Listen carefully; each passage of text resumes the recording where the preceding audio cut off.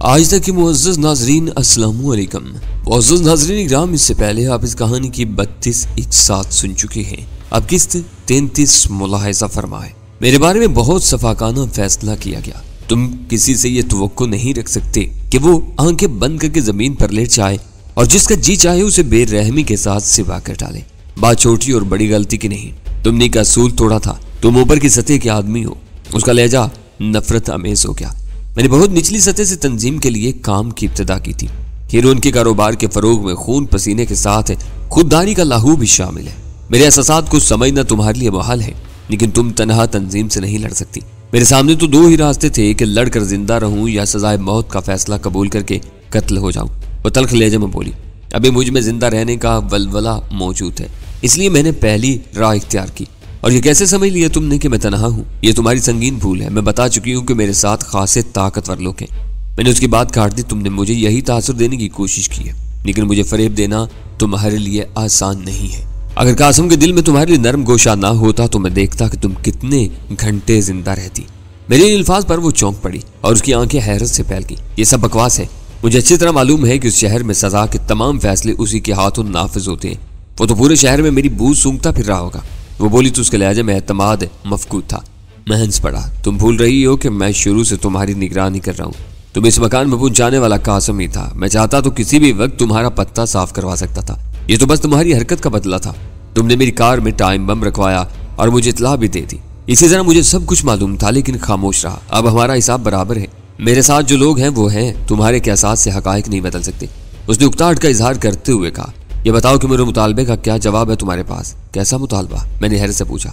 शहर से होने वाली खतीर आमदनी में हिस्सा। उसने एक एक लफ्ज पर जोर देकर कहा, तुम पागल हो गई हो। मैंने हंसकर बेपरवायाना अंदाज में कहा, अगर तंजीम की जड़ों में तुम्हारे पसीने का एक कतरा भी शामिल है तो तुम्हें यह मालूम होना चाहिए कि तुम्हारे मामलात बहुत मुंतकी बुनियादों पर चलते हैं। हिसाबात में कितने हाथ मुलव्वस होते हैं और आमदनी में से एक पैसे की भी खुर्द बुर्द का इम्कान नहीं है, और ना ही तंजीम के बड़े किसी का खराज गुजार बनना पसंद करेंगे।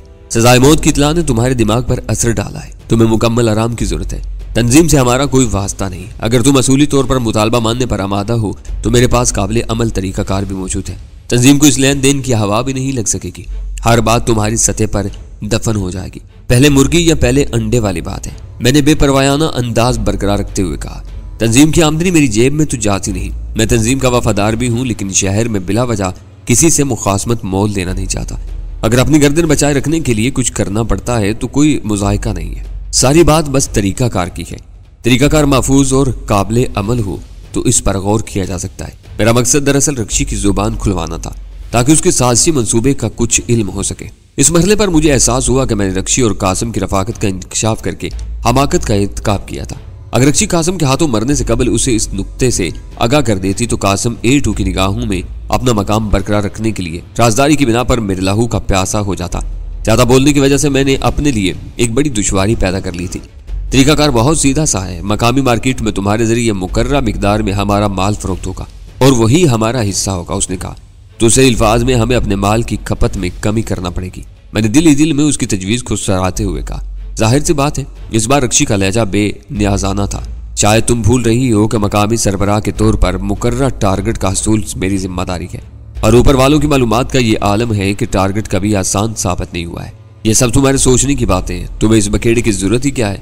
अपना माल तुम बराह रास्त भी बेच सकते हो। वो मुस्कुराने लगी, जब तकसीम और फरोख्त का एक मरबूत निज़ाम मौजूद है तो हमें पापड़ बेलने की क्या जरूरत है? फिर बतदरीज तरक्की करते करते अगर तुम ऊपर के मनसब पर पहुंच गए तो पूरी तंजीम ही हमारी होगी। मुझ पर निगाह क्यों है तुम्हारी? मैंने झुंझला कर सवाल किया। जब से तुमसे ठनी यह मंसूबा भी फरोग पाने लगा, लेकिन मेरे लिए ये सब नाकाबिले कबूल है। मैंने सख्त लहजा में कहा, मैं अच्छी तरह जानता हूँ कि दुश्मनी मोल लेकर किस तरह जिंदा रहा जाता है।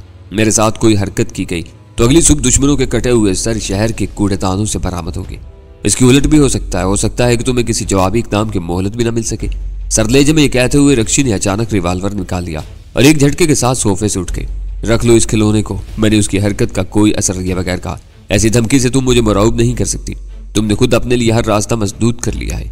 वो फातिहाना अंदाज में मुस्कुराई, तुम एक बहुत बड़ी गलती कर बैठे हो। मेरे और कासिम के बाहिमी इश्तिराक की बात कितनी गैर हकीकी क्यों ना हो, लेकिन अकल को लगती है। अगर तुम अपनी इस नादर राय का इजहार A2 पर कर बैठे तो कासिम के लिए नाकाबिले बयान दुश्वारियां पैदा हो सकती हैं। वो मेरा दोस्त है, मैं उसे किसी किस्म की उलझन में गिरफ्तार होते नहीं देख सकती।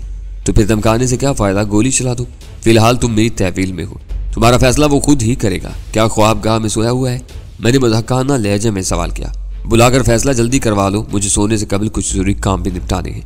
दोनों हाथ उठाकर दीवार की तरफ मुंह करके खड़े हो जाओ, उसने तहमकाना लहजे में कहा। तलाशी बेसूत होगी, मैंने उसे ताव दिलाने की नीयत से बदस्तूर मुस्कुराते हुए कहा। तुम जैसी किसी औरत से मुकाबले के लिए धमाका खेज हथियार लिए फिरना मेरे लिए खुली बदज़ौकी है। तुम कुछ भी बरामद न कर सकोगी। जो कह रही उस पर अमल करो वरना पछताओगे। वो जलाकर रिवाल्वर की नाल को जुम्बश देते हुए बोली। जो चाहोगी वही करूंगा, बस एक बात का जवाब दे दो। बको। वो निचला होंठ दांतों में दबाकर हुसीली निगाहों से मुझे घूरने लगी। जिस रोज कासिम ने तुम्हें यहाँ छोड़ा उस दिन वो शहर से बाहर कहाँ गया था? मैंने सवाल किया। आएगा तो उसी से पूछ लेना, वो चीख कर बोली। बताओगी तो तुम्हारे हाथों सुकून से मर सकूंगा, वरना ये खलिश सताती रहेगी। ओहो, शायद तुम्हें किसी का इंतजार है जो मुझे बातों में उलझा रहे हो, वो चौंक कर बोली। चलो दीवार की तरफ। अब ढिठाई का मुजाहरा किया तो धमाके की परवाह किए बगैर गोली चला दूंगी। पड़ोसी पहले ही तुम्हारी तरफ से गैर मुतमिन है, धमाका होती जलगार होगी और दोनों धर लिए जाएंगे। ऐसे हालात में मुल्ज़मान की हद से गुजरे बगैर भी पुलिस अमूमन हदूद के तहत पर्चा काटती है। मैंने उठकर दीवार की तरफ बढ़ते हुए कहा। मुझे उसकी तरफ से कोई खौफ महसूस नहीं हो रहा था। मैं जानता था कि मुझे सब कुछ उगलवाए बगैर वो मेरा बाल भी बेका न कर सकेगी। उसने पीछे से टोल कर मेरी तलाशी ले डाली, लेकिन कुछ भी बरामद न कर सकी।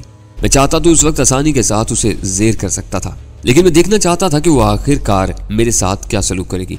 तलाशी से मुतमिन होकर उसने मुझे दोबारा सोफे पर बैठने की इजाजत दे दी। तो मेरी तजवीज़ तुम्हारे लिए काबिल कबूल नहीं है, उसने मेरी आंखों में देखते हुए सवाल किया। ऐसे फैसले पल भर में नहीं किए जा सकते, मैंने नासेहाना लहजे में कहा। फिलहाल मुझे तुम्हारी तजवीज़ सिरे से ही नाकाबिल कबूल नजर आ रही है। हो सकता है वक्त मिलने पर मैं इसमें कोई महफूज और काबिल अमल पहलू तलाश करने में कामयाब हो जाऊं। अगर कोई बात बनी तो वो बराबरी की बुनियाद पर ही होगी। बराबरी की बुनियाद पर ही सही, लेकिन तुम्हें इस पर अमल करना होगा। बराबरी के लिए एक फरीक दूसरे पर हथियार नहीं उठाता। शुरू से अब तक तुम्हारा रवैया एक घटिया और कम ज़हन ब्लैक मेलर का सा रहा है। हालांकि तुम्हारे पास मेरे खिलाफ कुछ भी नहीं है, जबकि मैं तंजीम के साथ तुम्हारी बदनीयती से पूरी तरह वाकिफ हूँ।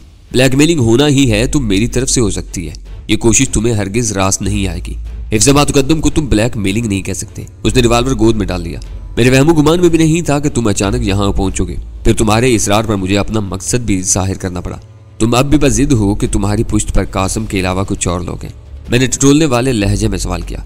जब तुम सब कुछ जानते हो तो मेरी जुबान से क्यों सुनना चाहते हो? वो हथियार डालते हुए बोली। शहर में हेरोइन की तमाम तर तिजारत पर तुम्हारा और कासिम का कंट्रोल है।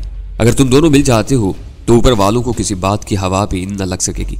बात खुलकर सामने आ गई थी। उस किस्म की हेरा फेरी के बारे में कासिम प्राय रात मुझसे बात करते हुए घबराता था कि कहीं उसका हम ख्याल न होने की सूरत में मैं उसके अज़ाइम से ऊपर वालों को बखबर न कर दूं। लिहाजा वो अपनी ख्वाहिश को दिल ही दिल में परवान चढ़ाते हुए मुनासिब वक्त का मुंतज़िर रहा। उसी दौरान रक्षी पर मेरा हाथ पड़ गया और उसके एतराफ़ात उसके ताबूत में आखिरी कील बन गए। एटू ने उसके कत्ल का हुक्म सादर किया तो कासिम उसे अमली जामा ना पहना सका। शायद वो दिल के हाथों मजबूर था। वो खुद खुलकर मेरे सामने नहीं आ सका, लेकिन मेरे खिलाफ ऐसे शवाहिद जमा करने की भरपूर कोशिशों में मसरूफ रहा जिनकी बुनियाद पर मुझे अपने सामने झुका सके और दो तरफा कमजोरियों की बुनियाद पर बेखौफ होकर साजिशी मंसूबे के बारे में बात कर सके। मेरे मुताद और जारहाना रवैये की वजह से उसकी हर कोशिश नाकाम होती चली गई। दूसरी तरफ रक्षी सजा से बचने के लिए रोपोश हो गई थी और उसका मुझसे मुतनफ़र होना कुदरती अमर था। लिहाजा कासिम ने उस पर ख्वाहिश से फायदा उठाने का फैसला करते हुए मेरे खिलाफ रक्षी का हवा खड़ा कर दिया। इस तरह वो मुझे उस मकाम पर लाना चाहता था जहां मेरे साथ मिलकर आज़ादी के साथ हेरोइन की तिजारत में हिस्सादारी के इम्कानात को अमली शक्ल दे सके। लेकिन उस कोशिश में भी वो नाकाम ही रहा। रक्षी शुरू से मेरी निगाह में थी, शायद उसकी कमीन गाह का पता मेरी ही ज़ात तक महदूद रहता। लेकिन एटू मुझसे उस अरसे के बारे में जवाब तलब कर बैठा जो मैंने उसके खिलाफ लाहौर में कार्रवाई करते गुजारा था, और मुझे उस गैर हाजिरी की बुनियाद पर बेबुनियाद नई कहानी तराशना पड़ गई जो सरासर कासिम के खिलाफ थी। कासिम बागी हो गया था और रक्षी को छुपाकर उसकी रुपोशी का सवांग रचाया हुआ था। यूं कासिम एटू की लिस्ट पर आ गया, मगर उसने मसलहतन कासिम के खिलाफ कोई फैसला सादर नहीं किया। उस कहानी की बुनियाद पर मुझे कई फवायद हासिल हुए, जिनमें अहम तरीन ये था कि मेरी गैर हाजिरी मुश्तबा नहीं रही थी। कोई ये सोच भी नहीं सकता था कि मैंने कराची से लाहौर जाकर तंजीम के मफादात पर कारी ज़रबात लगाई होंगी, बल्कि एटू तो ये भी कह चुका था कि लाहौर में देखा जाने वाला मुश्तबा जोड़ा कासिम ही का फर्जदादा ना हो। दूसरी तरफ एटू के पास गजाला की तस्वीर मौजूद थी, मगर उसने गजाला की तलाश की मुहिम से कासिम को कतई लाइल्म रखने का फैसला कर लिया और उसकी तलाश की जिम्मेदारी कुली तौर पर मुझे सौंप दी गई थी। उस तरह गजाला को दरपेश खतरात बहुत महदूद होकर रह गए थे, वरना कासिम के लिए उसका खोज लगाना या निकालना नामुमकिन नहीं था। शहर में हीरोइन की नाजायज तजारत को फलते फूलते देखकर कासिम की नीयत में फतूर आ चुका था, लेकिन वो अकेला कोई हेर फेर नहीं कर सकता था। वो मुझे पूरी तरह तंजीम का वफादार समझते हुए मेरी कमजोरियों से फायदा उठाने की फिक्र में था। इधर मैं खुद तंजीम की बेखुनी पर तुला हुआ था। शायद मेरे इरादों को तायद गैबी ही हासिल थी कि हालात तेजी से मुवाफिक रुख इख्तियार करते जा रहे थे। जब मैंने मौत बेचने वालों के खिलाफ अपने मिशन का आगाज किया तो मैं तनहा था, लेकिन अब लाहौर में एशियन सिंडिकेट लिमिटेड के मुख्तार आम तसीर खान जैसा आदमी मेरे हाथ में था। कासिम माली मफादात के लिए मेरे साथ मिल बैठने पर आमादा था। सिकंदर अली और मिट्ठा खान जैसे अहम और जमीर फरोश मोहरे जहन्नुम वासिल हो चुके थे।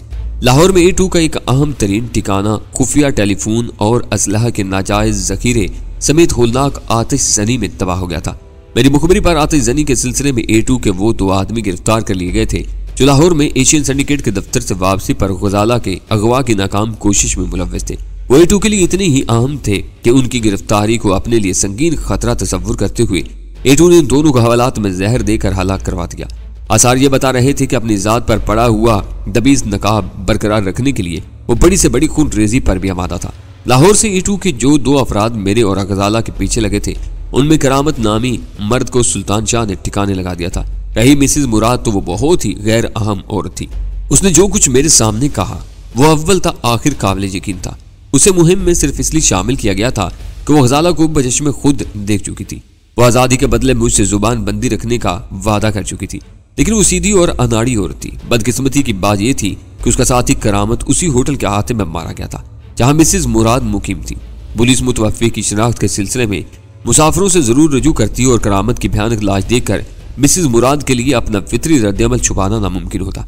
मरने वाले से किसी ताल्लुक की बुनियाद पर उसका पुलिस की तहवील में जाना लाजमी अमर था, और अगर वो कड़ी बाज़पुरस के नतीजे में बुखला कर सब कुछ उगल बैठती तो उसके बयान के हवाले से यह बात अखबारात में और A2 तक पहुंच सकती थी कि मुलाजमत की तलाश में एशियन सिंडिकेट लिमिटेड के दफ्तर में आने वाली लड़की और उसके 2 साथियों को उसने बजश में खुद कराची में देखा था। मिसेज मुराद का पुलिस की तहवील में जाना मेरे लिए मुसर था। उसके साथ A2 भी उस बात को हरगिज पसंद न करता कि कत्ल और उससे मुतल्लिका मुश्तबा और पुरस्कार हालात के हवाले से एशियन सिंडिकेट का नाम पुलिस की तवज्जो का मरकज बने। बदकिस्मती ये थी कि मिसेज मुराद के बारे में A2 को बाखबर करना मेरे लिए मुमकिन नहीं था। जिस वक्त उसने मुझे फोन किया, बज़ाहिर में मिसेज मुराद और करामत के वजूद से लाइल्म था, लेकिन A2 की जुबान से उन दोनों के बारे में सुन लेने के बाद मैं उससे खुलकर बात कर सकता था, मगर मेरे पास A2 से राब्ते का कोई जरिया नहीं था और उसका फोन अगली रात से पहले आने की तवक्को नहीं थी। मुझे सोच में डूबे हुए पाकर रक्षी ने टोका। मैं पहलू बदल कर मुस्कुरा दिया। इत्तफाकात पर गौर कर रहा था। हमारे मरासिम की इब्तिदा हुई तो हमारे दरमियान कोई पर्दा हायल नहीं रहा। उसके बाद तुम्हारे तेवर बदले तो दुश्मनी पर उतर आई, मुझे पर रिवाल्वर तान लिया और अब फिर दोस्ताना फिजा में बात कर रही हो। अटल फैसलों के साथ जिंदगी अजाब हो जाती है, वो दिलफरेब मुस्कुराहट के साथ बोली। हालात के साथ फैसले भी बदलते रहने चाहिए, वरना जिंदगी पछतावों का अंबार बनकर रह जाती है। तुम्हें तो कामयाब सियासतदान होना चाहिए था। सियासत का बेहतरीन असूल ही बेअसूली है, बस दहाड़े के साथ ही बह जाओ, कामयाबी कदम चूमती रहेगी। मैंने नई सिगरेट सुलगा कर कहा। तुम काम की बात से क्यों गुरेज कर रहे हो? उसने उलझन अमेज लहजे में सवाल किया। मैं तुम्हें बता चुका हूं कि मुझे फैसले के लिए वक्त दरकार है। आखिर कितना वक्त दरकार है? मैं तो समझ रही थी कि तुम खामोशी से इस बारे में किसी नतीजे पर पहुंचने की कोशिश कर रहे हो। यहाँ से जाने के बाद ही कुछ सोच सकूंगा, मैंने चौक लहजे में कहा। तुम्हें देखकर पुरानी यादें जहन के दरीचों से सर उभारने लगती हैं और अकल कुंद होकर रह जाती है। तो जाओ, यहाँ वक्त क्यों बर्बाद कर रहे हो? है मैं हैर से आंखें फाड़ कर रह गया। तो ये नन्ना सा आसी खिलौना किस खुशहमी में निकाला था तुमने? बस इस्तरारी रद्द-ए-अमल कह लो। उसने मुस्कुराते हुए रिवाल्वर गोद से उठाकर पेंटी बैग में डाला और उसकी जिप बंद करते हुए बोली, अब तो यकीन आ गया कि मैं तुम्हें रोकने की कोशिश नहीं करूंगी, मगर मैं कुछ देर यहाँ रुकना चाह रहा हूँ। मैंने कसलमंदाना लहजे में कहा। नहीं, वो आंखें निकाल कर बोली, फौरन चले जाओ, लेकिन इतना याद रखना कि तुम्हारा कोई फैसला करने तक ये मामलात हमारे दरमियान ही रहेंगे।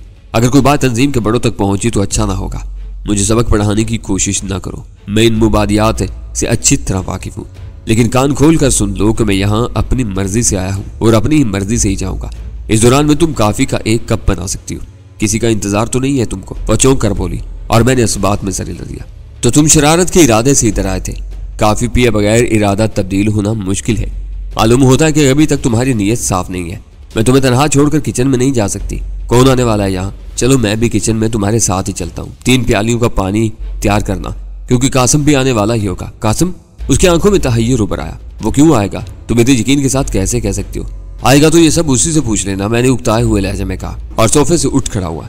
चलो मैं किचन में तुम्हारा हाथ बटाने की कोशिश करूंगा। वो अपनी जगह खड़ी रही, उसकी आंखों से तजब्जब झांक रहा था उसे कबल के वो कुछ जवाब देती बाहर से आईनी फाटक के बजाए जाने की आवाज गूंजने लगी और वो चौंक पड़ी। शायद कासिम पहुंच गया। मैंने जल्दी से कहा, ये घंटी को क्या हुआ है जो दरवाजा पीटना पड़ता है?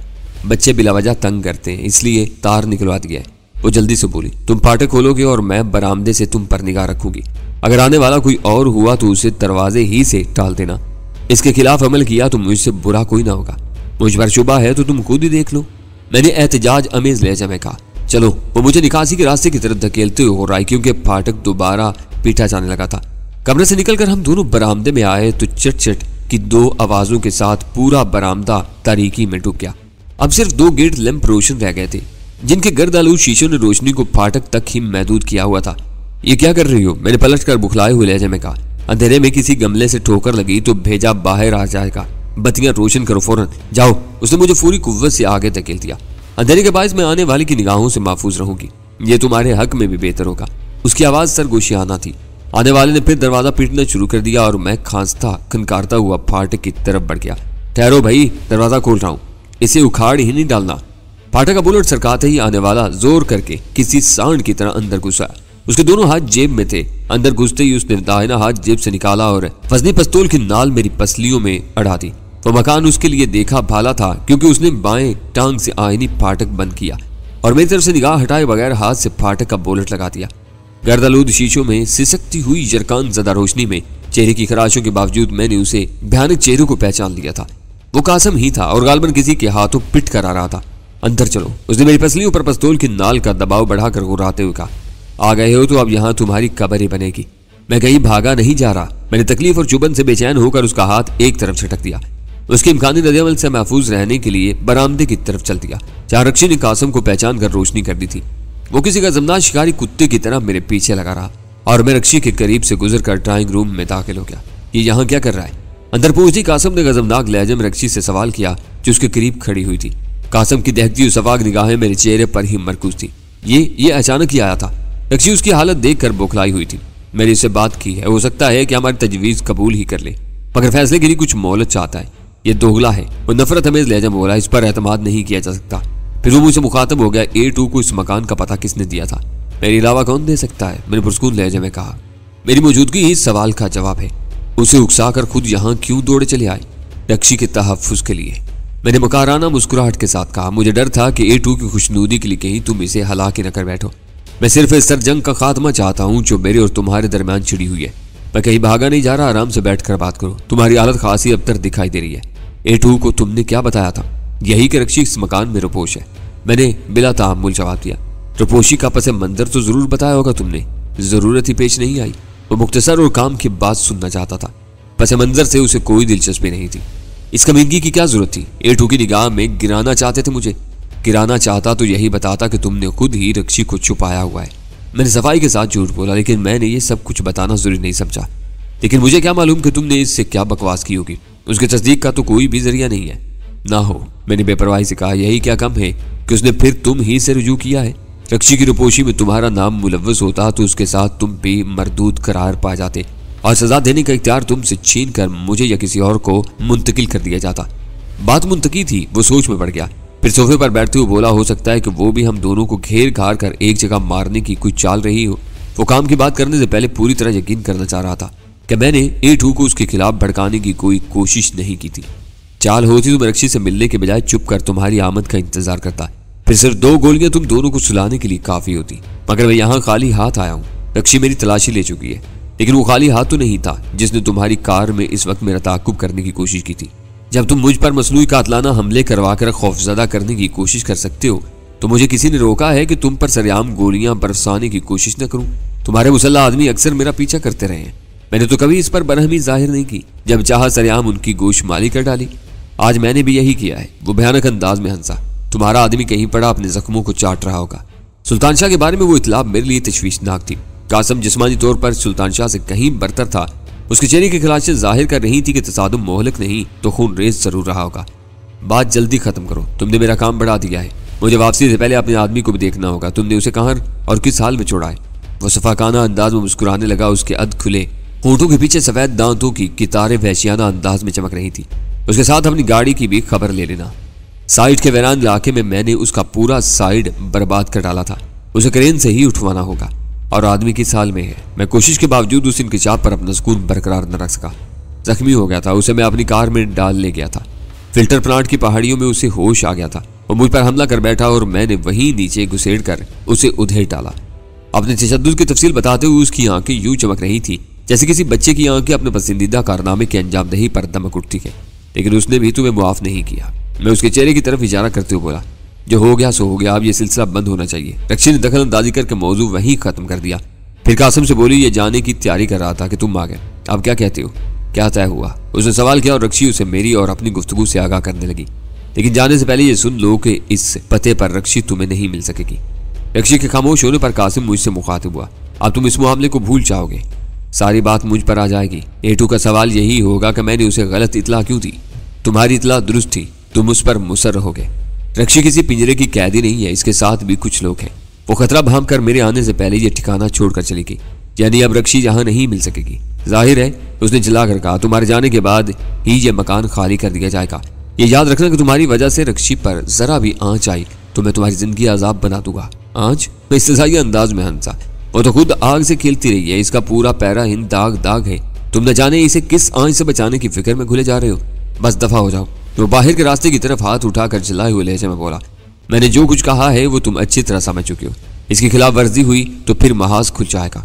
मैं निकला तो रक्षी फाटक तक मेरे साथ लगी चली आई थी।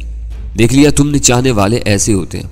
बरामदे में आकर उसने फखर अमेज सरगोशियाना लहजे में कहा, चाहती नहीं खलश भी है उसके दिल में। मैंने आजगी से कहा, ऐसा ना होता तो मेरे तंज पर चिल्ला न जाता। इससे कबल के वो जवाब देती, मैं फाटक की जहली खिड़की खोलकर बाहर गली में निकला। उस मकान की दीवार के साथ ही कासिम की कार खड़ी हुई थी, जिसका बायां हिस्सा बुरी तरह पिचका हुआ था। उसे यह क्यास करना दुश्वार नहीं था कि उसने सुल्तान शाह को बुरी तरह साइड मारकर कार को उलटने की भरपूर कोशिश की थी। मेरी कार तसादम में उस बुरी तरह तबाह हुई थी कि मुरम्मत के बावजूद उसको असली हालत में वापस लाना नामुमकिनात में से नजर आ रहा था। उस तरफ से मायूसी के बाद मैं पैदल हो गया और घर में नकद रकम मौजूद होने के बावजूद इतनी रात गए दूसरी कार खरीदना नामुमकिन था। सुल्तान शाह को फिल्टर प्लांट की पहाड़ियों से लाने के लिए अव्वल तो कोई टैक्सी ड्राइवर राजी ना होता और किसी को जायद किराए का लाले देकर आमादा कर भी लिया जाता तो उसी यह खतरा लाक रहता कि सुल्तान शाह की हालत देखकर कहीं वो पुलिस को इतला न कर दे।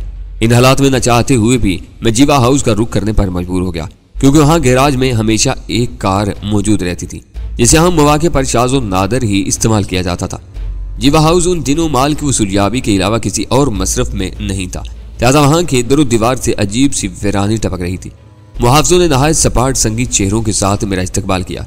उन्हीं में से एक ने मुझे बताया कि 3 नंबर कमरे में दाखिले के बारे में मुझे इस्तस्ना हासिल हो चुका था। मैं हस्बे ख्वाहिश किसी भी वक्त उस ममनू कमरे में दाखिल हो सकता था, लेकिन मेरे लिए मेरी ही जानिब से जारी होने वाली वो हदायत जो मुहाफिज ने सुनाई बेसूद हो चुकी थी। मिट्टा खान की खुदकुशी के बाद MT-300 का इस्तेमाल तर्क किया जा चुका था, जिसके बाद 3 नंबर का होना या ना होना बराबर था। मैं जीवा हाउस से कार लेकर सीधा फिल्टर प्लांट की वीरान पहाड़ियों में जा पहुंचा। सड़क से उतरकर चंद 100 गज बाद रास्ता कार के लिए दुश्वार गुजार था, लेकिन मैं कार की खराबी का खतरा मोल लेकर बढ़ता ही रहा। आखिरकार टीलों के दरमियान मुझे जमीन पर एक ढेर सा पड़ा हुआ नजर आ ही गया, जिसके गिर्द आवारा कुत्तों का एक गोल जमा था। इंजन की आवाज और हेडलैम्प की रोशनी में सुल्तान शाह के जख्मों से लहू चाटते हुए आवारा कुत्ते भौंकते हुए वहां से भाग लिए और मैंने करीब पहुंचकर कार का इंजन बंद कर दिया। हेडलैम्प की तेज रोशनी में सुल्तान शाह पथरीली जमीन पर बेहोश पड़ा हुआ था। दोनों आंखों के नीचे वर्म आलूद नील पड़े हुए थे। निचले पपोटों पर सूजन के बाद दोनों आंखें बंद होकर रह गई थी। दाहिने उबरू से जरा ऊपर पेशानी फटी हुई थी। बिल्कुल ऐसा मालूम हो रहा था जैसे किसी पेशावर बॉक्सर ने आईनी क्लिप पहनकर उसके चेहरे पर तबाह आजमाई की हो। कासम के बदन की साख थी से जाहिर होता था कि उसकी हड्डियों में फुलाद किसी ताकत रची हुई है। मुझे फिक्र बस ये थी कि उस मुकाबला में सुल्तान शाह कहीं अपनी 2-4 हड्डियां न तुड़वा बैठा हो, क्योंकि उसके सांसों का आहंग भी बिगड़ा हुआ था। मैं उसे कार में डालकर बर्क रफ्तारी से वापस हो लिया। उसकी नाजुक हालत के पेश नजर मैंने उसे घर ले जाना मुनासिब न समझा और एक प्राइवेट अस्पताल ले जा पहुंचा। रास्ते में मैंने तिबी अमले की इस तबाह अमेज बाजपुरुष के लिए ज़हनी तौर पर खुद को तैयार कर लिया था। मुझे डर था कि तिबी इमदाद दिए जाने के दौरान होश में आते ही वो पश्तो जुबान में बुड़बड़ाना शुरू करेगा, लिहाजा मादरी जुबानों के फर्क की बुनियाद पर अस्पताल में मैंने खुद को उसका दोस्त जाहिर करते हुए दोस्तों के बाहिमी झगड़े की कहानी सुनाई, जिस पर अमले में पुलिस से रुजू करने की बात छेड़ दी। उसी असना में किसी नर्स से इतला पाकर अस्पताल का सेठ नुमा मालिक सफेद गाउन पहने आ मौजूद हुआ। उसके सामने मैंने बेहतरीन तिबी इमदाद के एवज फराक दिलाना अखराजात का जिक्र छेड़ा तो उस बेचारे के रगे पैर में इंसानी हमदर्दी का लावा खोलने लगा। यूं इंसानी जान को ज़ाब्तों पर तरजीह देते हुए फौरी तौर पर देखभाल का सिलसिला शुरू कर दिया गया। सुल्तान शाह को पहला घंटा गुजरने से पहले ही होश आ गया। फरम से भिंचे हुए पपोटों की दरमियानी झुर्रियों से मुझे अपने करीब देखकर उसने मुस्कुराना चाहा, लेकिन फटे हुए होंठों ने उसे रोक दिया। वो लोग उसे अस्पताल में दाखिल करने पर मुसर थे, क्योंकि बदकिस्मती से उस वसी इमारत में मरीजों की आबादी कम ही नजर आ रही थी। दूसरी तरफ ज़ाब्तों के हवाले से अमले ने मेरी इस्तिताअत का अंदाजा लगा लिया था, लिहाजा वो सुल्तान शाह को ज्यादा से ज्यादा सहूलतें फराम करने के दर पे हो गए थे। लेकिन उसकी जुमला हड्डियों की सलामती की इत्तला पाने के बाद मैं उसे साथ ले जाने पर अड़ गया और आखिर 3,500 रुपए की अदायगी के बाद उसे छुट्टी मिल ही गई। तुम्हारी कार तबाह हो गई। अस्पताल से रवाना होने के बाद वो बिगड़ी हुई आवाज में बुड़बड़ाया। जख्मों के बाद उसके लिए सही तलफ्फुज अदा करना भी मुमकिन नहीं रहा था। सब कुछ भूल जाओ, तुम्हें आराम की जरूरत है। उसने कार उल्टा कर मुझे हवास बाख्ता कर दिया। मेरे वहमो गुमान में भी नहीं था कि वो ऐसी हरकत कर गुजरेगा।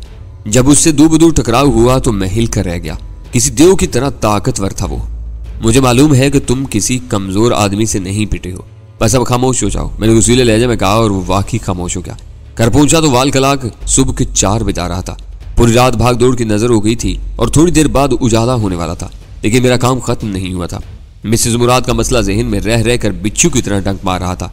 थकान के गलबे से छुटकारा हासिल करने के लिए मैंने बर्फ के डलों में बेहिसाब मिकदार अंडेल कर कम अज कम 4 गुना पैमाना तैयार किया और तलख लावे के घूंट मैदे में उतार उतार कर फोन के करीब जा बैठा। किसे फोन कर रहे हो? सुल्तान शाह ने अजियतनाक लहजे में कहा और मैं उस पर बरस पड़ा। खामोश नहीं रहोगे तो कमरे में मकफिल करके तनहा छोड़ दूंगा। जो हो रहा है बस खामोशी से देखते रहो। ज्यादा ज़हनी कलाबाजियों की जरूरत नहीं। ज्यादा मजबूर करोगे तो कोई ख्वाब आवर दवा दे दूंगा। मैंने डायरेक्टरी में तलाश करके उस होटल का नंबर मिलाया जहां मिसेज मुराद मुकीम थी, तो दूसरी घंटी पर एक गनूदा सी निस्वानी आवाज ने कॉल वसूल की। जब मैंने मिसेज मुराद से बात करने की ख्वाहिश जाहिर की तो ऑपरेटर की आवाज से नींद का खुमार एकदम दूर हो गया। लहजे में बेजारी की जगह तजस्सुस पैदा हो गया। आप कौन बोल रहे हैं? उसे पुरस्ताक लहजे में सवाल किया। वो मेरी भांजी है। मैंने दबंग लहजे में कहा, तुम्हें मेरे शजरे से क्या गर्ज है? ओह गलत ना समझे जनाब, उसकी बुखलाई हुई आवाज आई। हम खुद उसके किसी अजीज या वाकिफ कार की तलाश में थे। आप जरा होल्ड करें, मैं मैनेजर साहब को उठाती हूँ। और वो मेरे जवाब का इंतजार किए बगैर लाइन पर से गायब होगी। वो मुश्किल 1-1.5 मिनट बाद फोन पर मैनेजर की आवाज सुनाई थी। साफ जाहिर हो रहा था कि उसे गहरी नींद से बेदार किया गया है। आप मिसेज मुराद के मामू हैं? जहामत ना हो तो फौरन होटल चले आएं, या अपना पता बता दें या फोन नंबर दे दें। मिसेज मुराद एक मुश्किल से 2-4 हो गई हैं। होटल के रजिस्टर में लिखवाया हुआ पता मफरूजा साबित हुआ है। उनके कमरे से भी कोई ऐसी चीज नहीं मिल सकी जिससे उनके पते ठिकाने का इल्म हो सके। वो कोई यतीम या लावारिस लड़की नहीं है। मैं अभी आ रहा हूँ, मैंने उसी दबंग और वसीली आवाज में कहा, लेकिन पता तो चले कि वो कहाँ है। क्या मुसीबत मोल ले बैठी है? एक कत्ल का मामला है जनाब। रिसीवर पर मैनेजर की कपकपाती हुई आवाज सुनाई थी। होटल के अहाते में एक अजनबी का कत्ल हो गया था। लाश की शिनाख्त के लिए पुलिस ने होटल में मुकीम मुसाफिरों से बिरजू किया। मिसेज मुराद मकतूल पर नजर पड़ते ही हज़ियानी अंदाज में चिल्लाने लगी और उसी आलम में बेहोश हो गई। वो पुलिस की हिरासत में सिविल अस्पताल में दाखिल हैं और मेरे सितारे गर्दिश में आए हुए। पुलिस मुझे गिरफ्तारी की धमकियां दे रही है क्योंकि मिसेज मुराद का दिया हुआ मुस्तकिल पता गलत साबित हुआ है। अब मैं हर मुसाफिर के सच और झूठ की तस्दीक तो नहीं कर सकता। आप कितनी देर में आ रहे हैं जनाब याली? बस मैं 10 मिनट में पहुंच रहा हूँ। मेरा जवाब सुनकर उसके मुंह से दुआया कलमात का सलाब बह निकला। मैंने उसके खामोश होने का इंतजार किए बगैर सिलसिला मुनक़ते कर दिया। ये भी गनीमत था कि मिसेज मुराद पुलिस को कोई बयान दिए बगैर अस्पताल में जा पहुंची थी। मुझे पहले ही अंदाजा हो गया था कि उस किस्म के मामलात में वो बिल्कुल अनाड़ी थी। गैर मुतवक्के तौर पर करामत की लाश सामने आने पर सदमे से होश और आवाज को बैठी होगी, लेकिन उसे पुलिस की हिरासत से निकालना बहुत दुश्वार था। कानूनी तौर पर बयान देने तक उसकी जान नहीं छूट सकती थी। फिर बयान की बुनियाद पर तफ्तीशी हुकाम अगर उसे गिरफ्तार करने का फैसला ही कर लेते तो उसकी अदालत में पेशी से कब्ल जमानत दुश्वार थी। मैं उसी अधेड़ बुन में मुब्तला था कि फोन की घंटी बजी और बेख्तियार मेरे दिल की धड़कनें तेज हो गई। तुम जाग रहे हो? पहली घंटी खत्म होने से पहले ही मैंने रिसीवर उठाया तो कानों में A2 की आवाज रस खोल गई। हाँ जनाब, हालात कुछ ऐसे ही हो गए। टैक्सी का क्या रहा? उसने अपने मखसूस अंदाज में नपातुला सवाल किया। कासम सीधा उसी पते पर पहुंचा था, लेकिन मकान खाली था। वापसी पर वो खासा बुखलाया हुआ था। क्या यह मुमकिन नहीं कि उधर का रुख करने से पहले उस रक्षी को होशियार कर दिया हो? सब कुछ मुमकिन है जनाब, मेरी तो अकल ही काम नहीं कर रही। मैं मुसलसल उसकी निगरानी करता रहा हूँ। वो वहीं मुकीम थी, अब पता नहीं कहाँ गायब होगी। कासम पर कड़ी निगाह रखो, वो काम का आदमी है। मैं सोच समझ कर उसके बारे में फैसला करना चाहता हूँ। बेहतर जनाब, वो एक पल के लिए भी मेरे आदमियों की निगाहों से ओझल ना हो सकेगा। तुम किन हालात का जिक्र कर रहे थे? पिछले शाम किसी ने करामत को उस होटल के अहाते में हलाक कर दिया जहाँ मिसेज मुराद मुकीम थी। आपसे इत्तला मिलने के बाद मिसेज मुराद से रुजू करने की कोशिश की गई तो उसे पुलिस की तहवील में अस्पताल मुंतकिल किया जा चुका था। खेल दिलचस्प होता जा रहा है। रिसीवर पर उसकी आवाज कदरे ख्वाबनाक होगी, जैसे कत्लो खून की खबर सुनकर उसके हवास पर नशा चढ़ रहा हो। जरा तफसील तो बता डालो। मैंने मुख्तसर तरीन अल्फाज में अपनी मालूमात का निचोड़ उसको सुना दिया। इस वक्त क्या हाल है उसका? चंद सानियों के तवक्कुफ के बाद उसने सवाल किया। बयान देने के काबिल नहीं हो सकी है, मैंने अंदाजे की बिना पर एतमाद से कह डाला। वो बहुत कम जानती है, लेकिन जो कुछ जानती है उस राज का अफशा होना हमारी कारोबारी साख की तबाही के लिए काफी होगा। अगर उस पुलिस की तहवील से निकालना नामुमकिन है तो उसे अस्पताल ही में खत्म हो जाना चाहिए। उसका फैसला सुनकर मेरे असाब झुंझुना उठे। संगदिली और सफाकी के ऐसे भयानक तेवर कभी मेरे तसव्वुर में भी नहीं आ सके थे। मिसेस मुराद अमलन बाहर की औरत थी और उसका किस्सा सिर्फ इतना था कि वो एशियन सिंडिकेट की मुलाजमा थी और उसके बयान से उस घनौने कारोबारी इदारे की निक नामी पर हर्फ आ सकता था। लिहाजा नहायत सद मिजाजी के साथ उसके कत्ल का हुक्म जारी कर दिया गया था, जैसे वो इंसान नहीं कोई हकीर सी चुनटी हो, बेबस, मजबूर और गैर अहम।